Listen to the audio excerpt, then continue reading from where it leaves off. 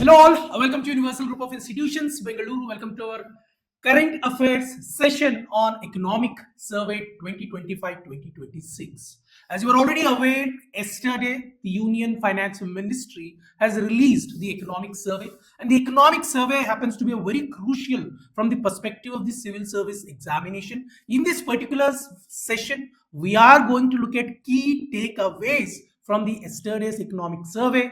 Now and from the next week onwards, we're also going to come up with a specific series on the chapters of the Economic Survey as well. So let me welcome you once again for the today's session, where we are going to learn what exactly is the Economic Survey, who is going to come up with the Economic Survey, and what are the major highlights. So the first thing, what is Economic Survey 2026? What exactly it is? I mean, it is an India's economic performance and outlook. I mean, the way the budget, talks about the union government's future plan. I mean, the areas in which they are going to spend, plus the areas or these what will be the sources from which the government is going to receive the money. Similarly, the Economic Survey gives the performance of the union government in the present financial year as well as in the past financial year. Plus, this provides a data-backed assessment, which happens to be very important, and it analyzes the overall growth trajectory of the Indian economy. It gives you the sectoral performance of the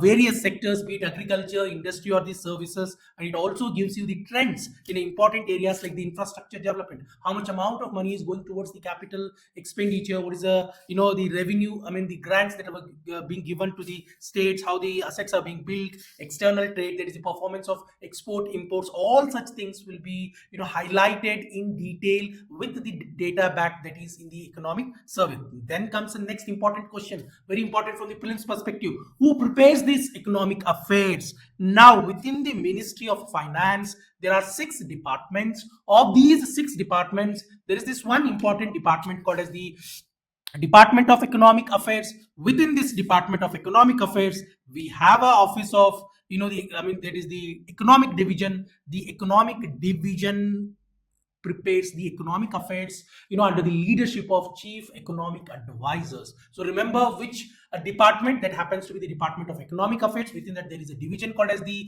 Economic Division. They are the one who are responsible to prepare this economic survey. Next, when and how it is presented. Generally, the Economic Survey is presented a day before the budget is presented. Generally, it is being presented on January 31, but this time it is presented on January 29 itself. So it is tabled in both the houses of the parliament. Generally, it is published in 2 volumes, but we are lately seeing from the 2 years, we are seeing that it is published in a single volume along with the data as well. So it forms an analytical base for the budget proposal. Let us say there is a problem. I mean, the Economic Survey highlights there is a problem with regard to the external sector. That means the budget is going to propose a framework of action to resolve the problem in the external sector. That is what is the importance of the Economic Survey. So let us look at what is the Economic Survey is talking about. The first thing, India's growth potential has structurally improved. Economic Survey is saying that the financial year 26 GDP growth is estimated at 7.4%, which we are bound to grow. Plus, at the same time, GVA growth rate, growth value added is at 7.3. Medium term potential growth is revised up to approximately 7% as well. As you can see here from the Economic Survey itself, how the growth momentum of India has been retained and what the India is bound to achieve. That is in the upcoming the financial year 26-27, there is the FY 27. India is supposed to, somewhere between 6.8 to 7.2 growth rate is what we are, planning to achieve, or India will achieve. That is what is the next one. Banking system restored to structural strength. It means the non-performing assets have been reduced. Gross non-performing assets have been reduced, as well as the net, you can see, and as well as the bank credit growth has accelerated to 14.5%. Look at what the Economic Survey itself is talking about, how the over a period of a time the NPAs have declined as well.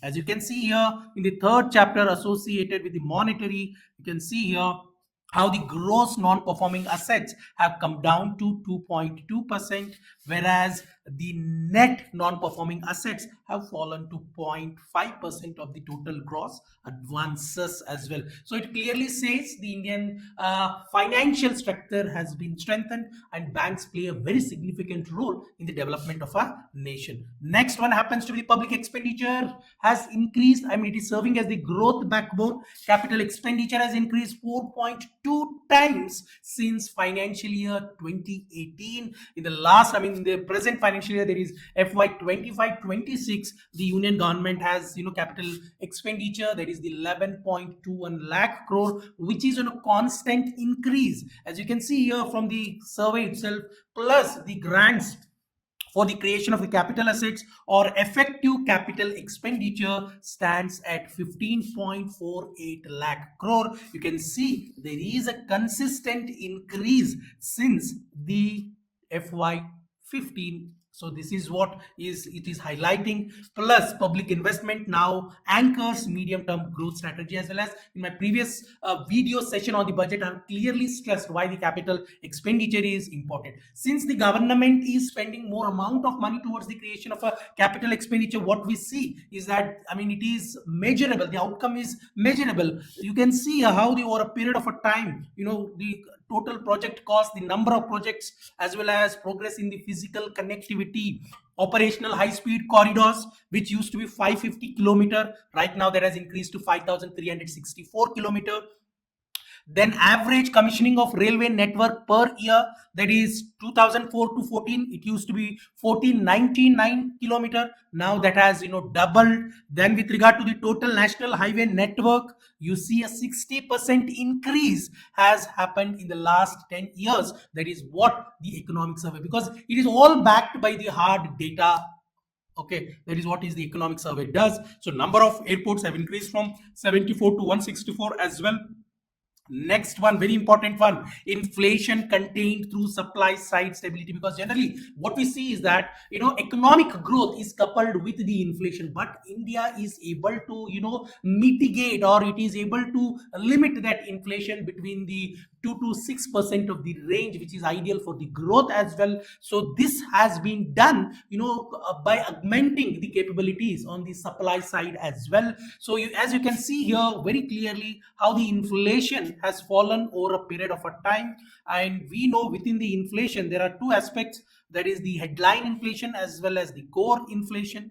Can you see here, inflation tamed and anchored, that is what is the anchor, that is the 2 to 6% is the range. Core inflation is 4.62, and whereas the headline inflation is 1.3. We know very clearly the headline inflation excludes the volatile items like fuel and the food, whereas the core inflation is inclusive of all these things. Okay, so that is what driven mainly by the moderation in food and fuel prices. That is what we see, and stability is achieved without demand compression. That means demand is still same. What the government was able to do, they were able to increase the supply.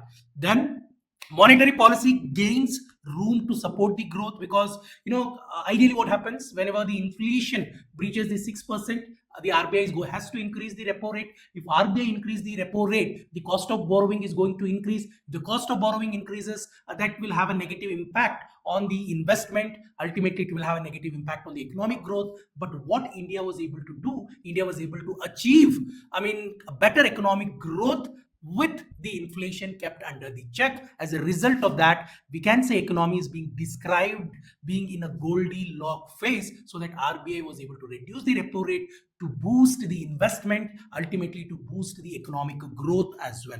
So next one, that happens to be the growth resilience amid the global volatility. If you look at the report of the IMF through its World Economic Outlook and the growth rates that the IMF has projected for both the developed as well as the developing nations. As you can see here, the growth rate according to the IMF, the average growth rate according to IMF for the the advanced economies, that happens to be 1.7. You can see here India is poised to grow at least 6.4% according to the IMF in 2027, whereas China is poised to grow 4.0 in 2027. So it clearly shows that, I mean, even though there is a slowness among the major economies, India is poised to grow considering on the back of the domestic demand as well. So growth depends on the superior risk management, not in the isolation, because that is what we are seeing. A greater amount of protectionism is on the rise, be it the US, be it the Canada, be it the France as well. There is a tendency of increase in the protectionism. Then there comes a very important one. There is the export performance increasingly driven by the services. This is again something which India need to worry as well, because trade in goods is still on the negative, but when it comes to the balance with regard to the services, we are, I mean, we export more rather than the import as well. So let us look at what the the economic survey itself is saying. As you can see here very clearly from the data of the economic survey itself, and the year on year growth rate of the as well, India is able to do well with regard to the the services. As you can see here very clearly how the service export year on growth rate is 6.5%, whereas the import growth rate happens to be only the 1.5%.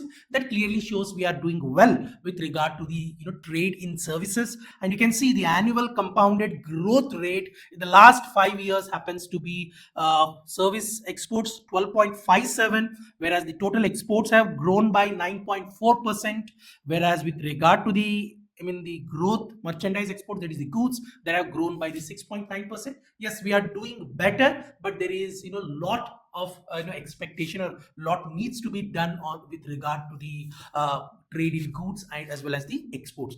Then next look at, the very important one. Since India suffers, we see a large chunk of the labor are part of the informal sector through the four labor codes. India has, issued on the path of the formalization of the workforce. Gig and platform workers are formally recognized because these draft rules expand the social security coverage, be it the pensions, be it the insurance, all such things are so which ultimately have a better impact. Then climate transition integrated into economic strategy, because this is another important aspect. There is need of a fine balance between the economic development as well as the economic growth. So this is what even the economic survey is stressing upon. So these are top 10 key takeaways from the economic survey of this year. So that's it in this particular video session. Do like, do share, do subscribe. If you have any concern, do let us know in the comment section. Thank you.